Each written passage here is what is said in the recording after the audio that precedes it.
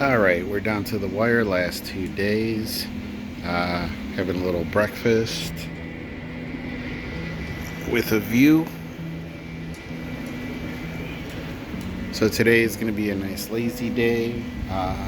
We do have the Sphinx for later today. Oh, I'm dark.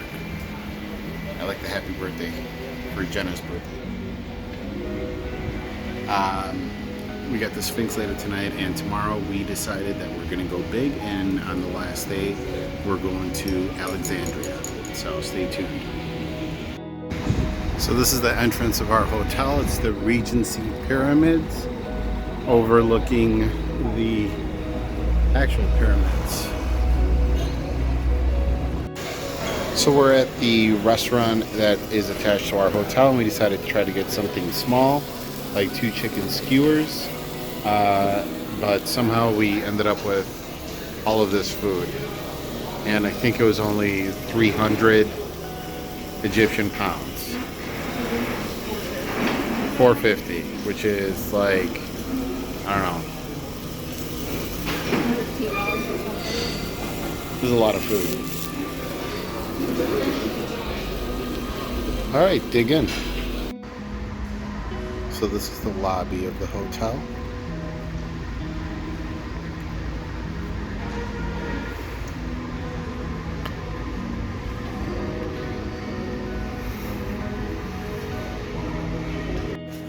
So we just got driven up here to the Sphinx Light Show. Apparently it was very busy, so we ended up having to walk in. And this is what's going to be their view. Ah, there it is.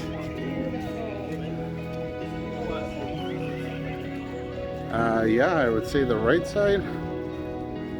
I want to see the Sphinx talk to me. Apparently that's what happens.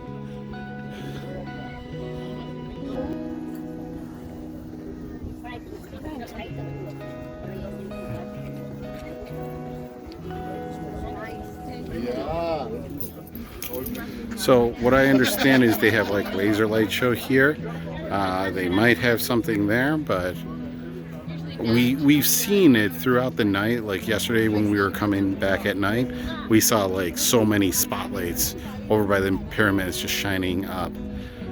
When we were here the other day, that was the road that we were on, but we weren't able to really get close.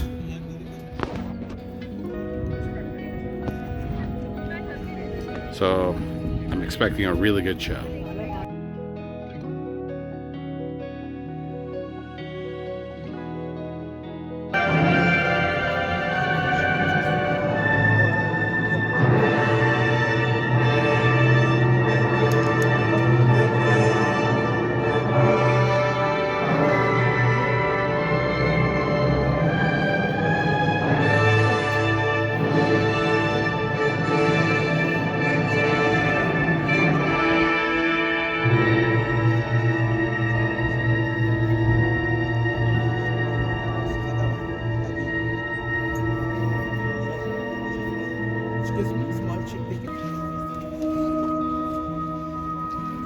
And the voice of the desert has crossed the centuries.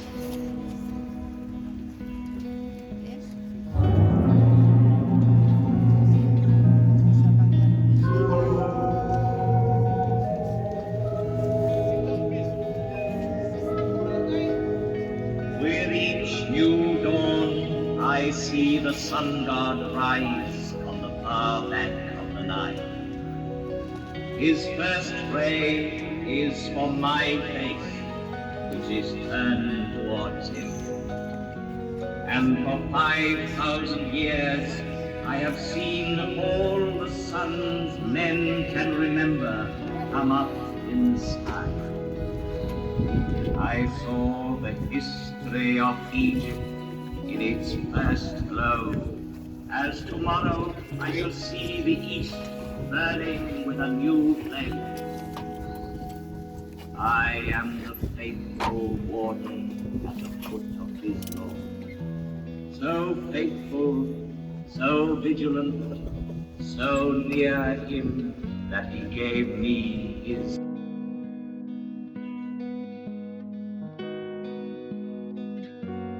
smaller scale. Each side of the base measuring 710 feet, the angle being 52 degrees, it reaches a height of 445 feet. The brilliant covering of polished limestone on the apex originally extended over all four sides, adding to the magnificence of the pyramid.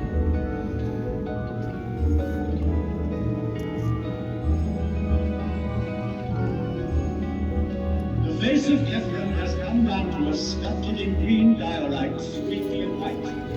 A rare stone we brought back from an expedition.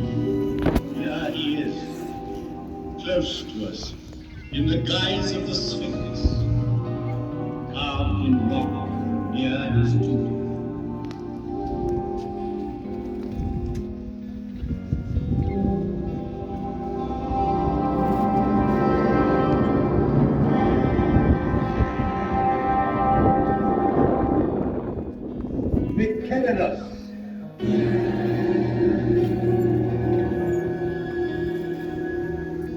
A third monumental tomb was soon to complete this immense funeral site of Giza and make it one of the wonders of the world. Though smaller, the Pyramid of Menkaure is perhaps the most impressive for being the culminating point of vast design. Having built it, the workmen climbed down from its granite flanks and laying on their tools, looked up with wonderment.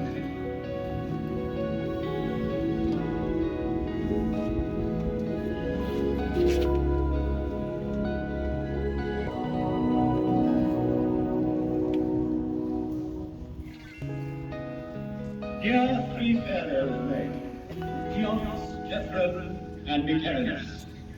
Sarcophagi empty, wrappings undone, yet Cheops, Khafre, and Menkaure still reign, bearing the double crown of Upper and Lower Egypt. They reign over their court, buried run, over these small pyramids where their queens lie, over the tombs of their ministers, over the whole hierarchy, sleeping forever. Chamberlains, high priests, buffoons, architects, courtesans, each in his proper place in these funerary chambers, which are called mastabas. For this is a royal palace of the dead, with triumphal perspectives, pavilions, corridors, secret rooms, strong walls. It was a city of another world, approachable by the people only as near as the outer temples, where their devotion led them.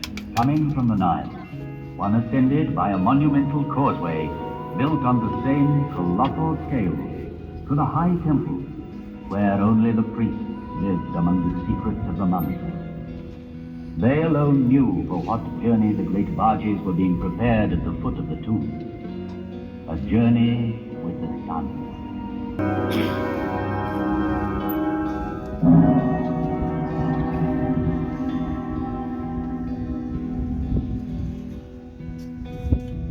All ancient monuments, it is the pyramids which have always appealed most vividly to man's imagination. Considered from its top downwards, the pyramid is like the sun's rays bursting through a gap in the clouds. It commemorates the greatest victory of all. Victory over death.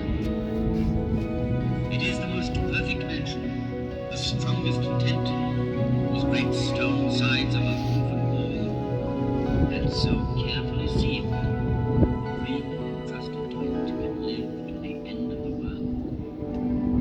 Dream of immortality.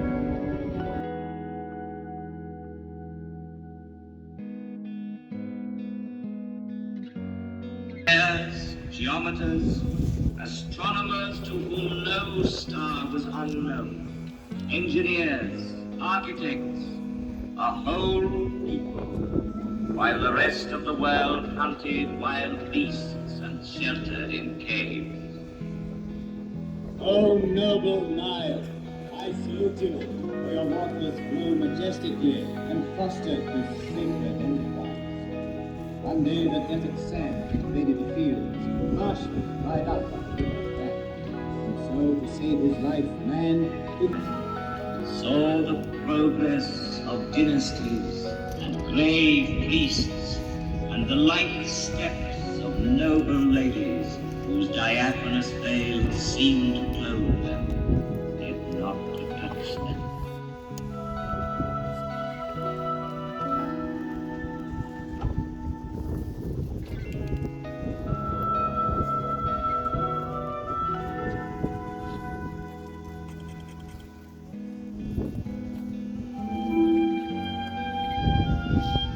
Do you remember the story of the falcon that stole a salmon while the women were bathing? He snatched it in his beak and by chance dropped it near a pharaoh who was giving audience in his garden.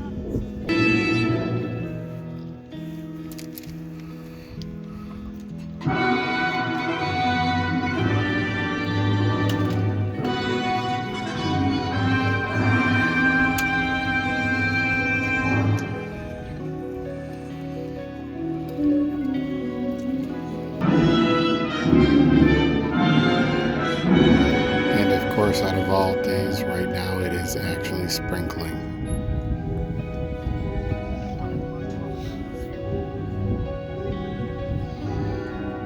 This is triumph.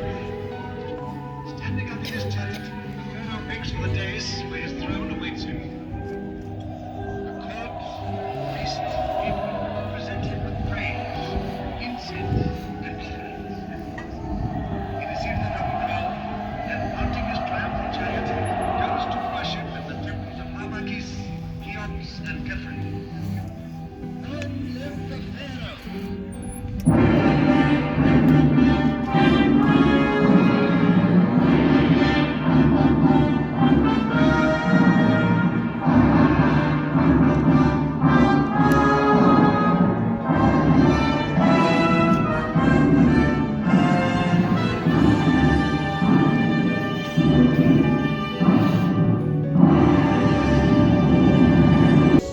The other world.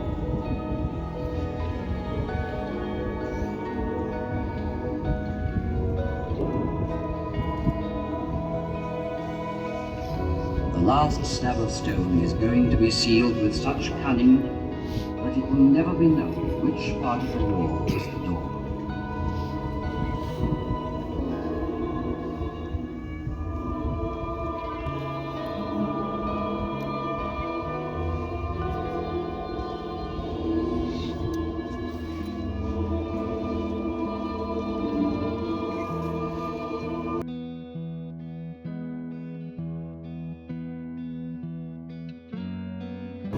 But the spirit which conceived these monuments cannot perish.